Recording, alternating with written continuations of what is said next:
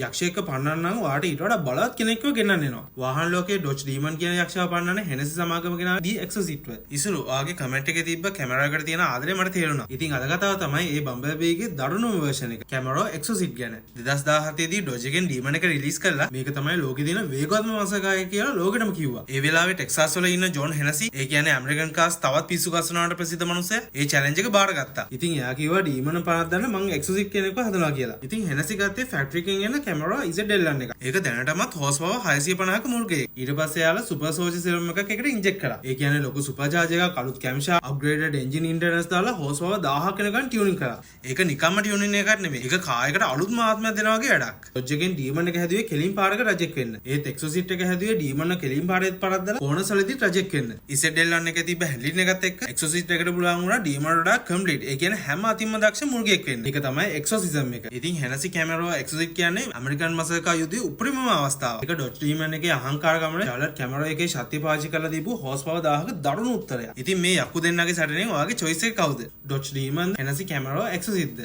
Comment එකකින් කියන්න. වාහන ලෝකේ මේ වගේ මහා යුද්ධ ගැන තව දැනගෙන අපේ page එක follow කරන්න.